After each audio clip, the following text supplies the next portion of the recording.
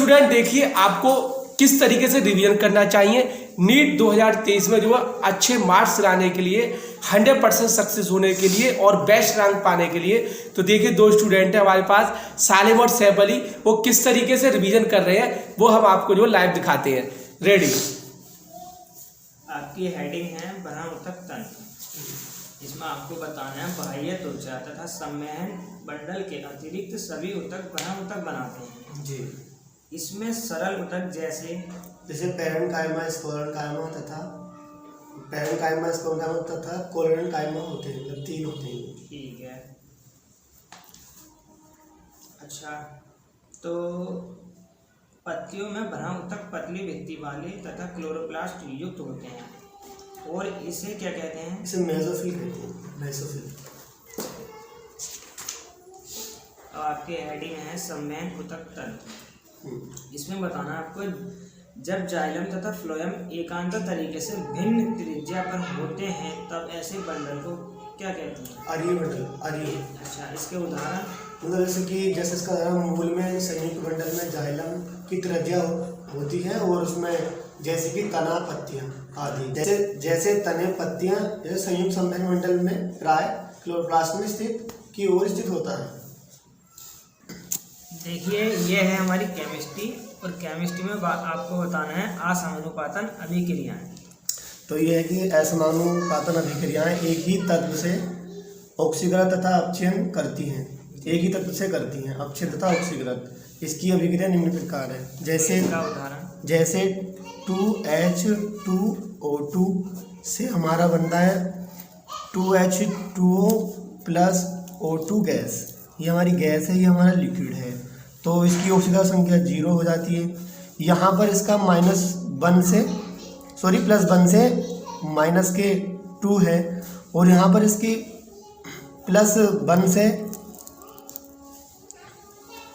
-2 है, यहाँ पर 1 ही है प्लस, ये गलती हुई थी। तो यहाँ से इसका जो हुआ -1 से ये कम है और इसकी यहाँ पर बढ़ गई, तो यहाँ इसका ऑक्सीकरण हो गया। तो देखिए ये यहाँ पर ऑक्सीकरण हो गया इसका और यहाँ पर ये +1 से घट गई, यहाँ पर पहुँचकर ये -2 हो चुकी है। तो ये एक ही तत्व से, मतलब देखिए दोनों ये एक ही तत्व है H2O2, एक ही तत्व से दोनों का ऑक्सीकरण तथा अपचयन हो गया, तो यहाँ इसका अपचयन हुआ है। तो ये इसका यहाँ पर ऑक्सीकरण हो गया O2 के साथ और इसका तो देखो ऐसा है वो इसमें जो है आपका थोड़ा सा जो ऑक्सीजन की बात चल रही है, मतलब एक ही तत्व का मतलब H2O2 नहीं, इसमें मतलब H2O2 में एक तत्व जो वो ऑक्सीजन है, ऑक्सीजन का ही ऑक्सीकरण हुआ है, ऑक्सीजन के अपचयन हुआ है। अच्छा, नेक्स्ट क्वेश्चन। तीसरी अभिक्रिया घरेलू व्यंजक के उत्पाद को दर्शाती है। रंगहीन धब्बों का मतलब उत्पाद को दर्शाती है ClO- रंगहीन धब्बों का ऑक्सीकृत करके रंगहीन यौगिक बनाता है। जैसे कि आयोडीन और ब्रोमीन भी ऐसा ही करती हैं, परंतु फ्लोरीन अलग ढंग से अभिक्रिया करती है। अच्छा, ठीक। अब देखिए ये आ चुका हमारा नीट का शॉर्ट। अब इसमें हम करेंगे सन 2015 का सवाल SHM का 37वां। तो 37वां सवाल ये है कि सरल आवर्त गति करते हुए किसी कण का अधिकतम त्वरण अल्फा है तथा अधिकतम वेग बीटा है, तो इसके कंपन का आवर्तकाल क्या होगा? तो गाइस अब हम सोल्व करने के लिए जा रहे हैं। तो इसका अधिकतम त्वरण अल्फा दे रखा है, मतलब अधिकतम देते हम पहले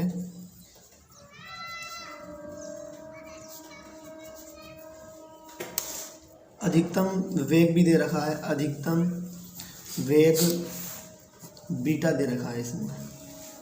तब हमें गाइस इसका कंपन का आवर्तकाल ज्ञात करना है। तो हम इसका फॉर्मूला पहले हम इसको अधिकतम त्वरण के लिए फॉर्मूला लिखते हैं A मैक्सिमम बराबर ω² A। फिर हम लिखते हैं B मैक्सिमम बराबर वेग के लिए ω A। तब हम गाइस इसका भी मान दे रखा है और इसका भी मान दे रखा है, तो हम अब समीकरण में इसकी वैल्यू पुट करते हैं। तो अल्फा बराबर ω² A समीकरण नंबर 1, बीटा बराबर ω A समीकरण नंबर 2। तब हम समीकरण नंबर 1 से 2 को भाग करने पर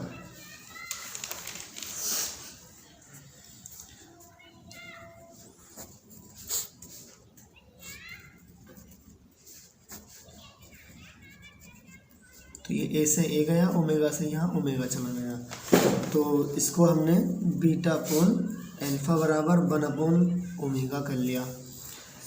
तब हम इसको गाइस अब इसकी इधर से इधर क्रॉस करते हैं।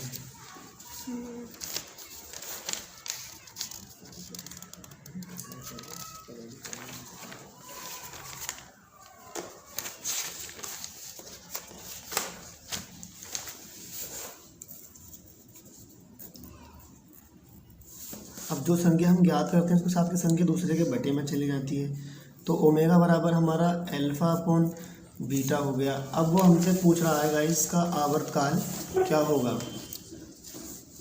तो हमें मालूम होता है चूँकि ओमेगा बराबर 2 पाई अपॉन टी होता है,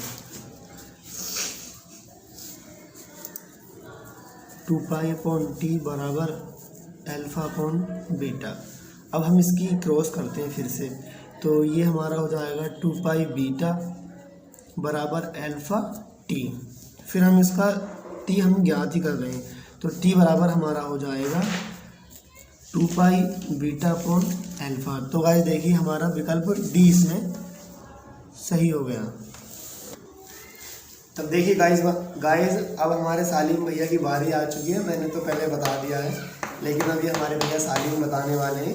इसमें बायोलॉजी में कुछ क्वेश्चन बता रहे हैं, लिलिएसी कुल के बारे में बता रहे हैं। तो आप हमें ये बताइए लिलिएसी कुल के फूल के बारे में बताइए। लिलिएसी कुल का त्रिज्यव्यास समिति द्विलिंगी होता है। अच्छा, त्रिज्यव्यास समिति और द्विलिंगी होता है। फिर इसका जो है बीज कैसा होता है? बीज बहुकोषीय होता है। ये बताइए इसका जो फल है वो इसकी बताइए, इसमें जो फल होता है वो किस कैसा आकार का, मतलब क्या होता है फल, मतलब आकार क्या होता है उसका? ये फल के बारे में बताना, जैसे अभी आपने बीज बताया था बहुकोषीय, ऐसी फल बताना है इसमें लिलिएसी कुल के बारे में। लिलिएसी कुल के बारे में फल, चलो अच्छा संपुट और कभी कभी सारा, मतलब ये आपको नहीं पता, तो चलो ये बताइए कि आप इसका पुष्पी सूत्र लिख के दिखा दीजिए इसका। ये अब लिख कर दिखाने जा रहे हैं हमारे सालिम भैया, लिलिएसी कुल के पुष्पी सूत्र दिखाइए। त्रिज्यव्यास समिति,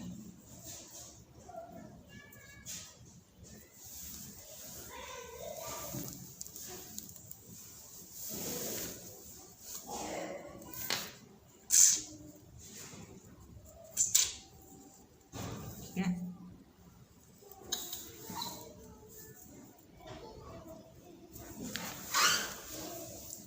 तो फाइनली इन्होंने सही सूत्र लिखकर दिखा दिया है लिलिएसी कुल के बारे में। अब हम इनसे गाइस ने फिर ये कल केमिस्ट्री का ये कल याद नहीं कर पाए थे, तो मैं इनसे अब केमिस्ट्री का 2015 का सोल पेपर उसके मैं सवाल नंबर 24वां अब ये करके दिखाने चाह रहे हैं। तो ये दिखाइए, ये राज का सवाल। यदि किसी सरल रेखा के अनुदिश सरल आवर्त गति करते हुए किसी कण की दूरी मूल बिंदु से x1 तथा x2 होने पर उसके वेग क्रम से v1 तथा v2 है, तो इस कण का आवर्तकाल होगा। तो गाइस यह भी SHM के आधार पर ही आधारित है। अच्छा, 24वां सवाल है, ठीक है, बोलते रहो थोड़ा बहुत। तो इसका जो सूत्र है, अच्छा, यदि किसी सरल रेखा के अनुदिश सरल आवर्त गति करते हुए किसी कण की दूरी मूल बिंदु से तथा होने पर उसके वेग क्रम से v1 तथा v2 है, तो इस कण का आवर्तकाल क्या होगा। अच्छा, ठीक पूछा। तो इसका फॉर्मूला तो होता है omega a square minus x square, ठीक है। तो इसकी जगह v1 बराबर omega a square minus x1 square हो समीकरण नंबर 1। अच्छा, b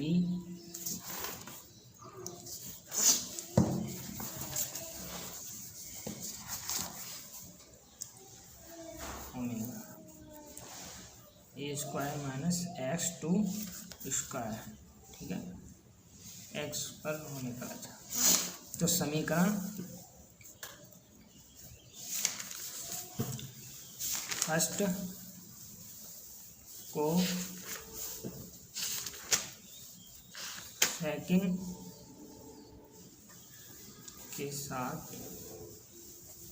वर्ग करके घटाने पर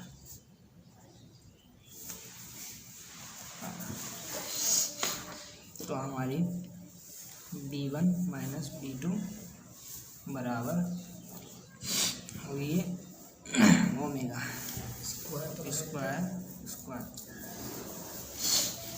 तो अब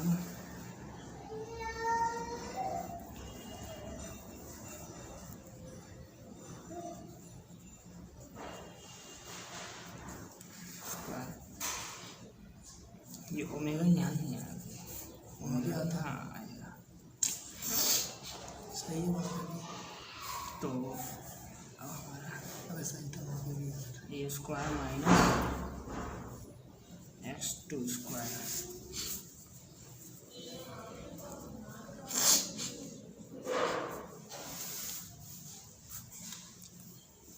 बराबर ओमेगा स्क्वायर।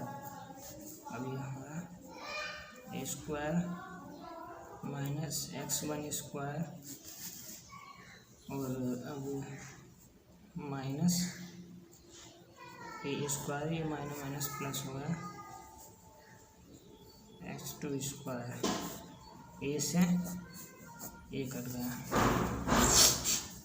तो हमारा b1 square minus b2 square बराबर ओमेगा स्क्वायर। तो हमारा plus x one square plus x two square, तो हमारी जो, ठीक है, तो ओमेगा स्क्वायर बराबर b1 square minus b2 square x one square plus x two square. तो ओमेगा बराबर होता है हमारा 2 पाई टी बराबर b1 square minus b2 square और x1 माइनस x2 स्क्वायर। तो हम इसे उल्टा कर लेंगे, t1 प्लस 2 पाई बराबर x1 square x2 square minus b2 square. अच्छा,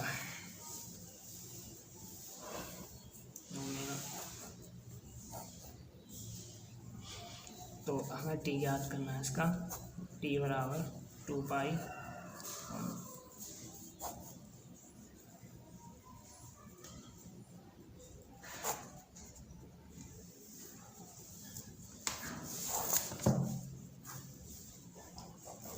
तो अब इसका जो विकल्प रहता है b1 x1 x2 b1 x2, इसका b था।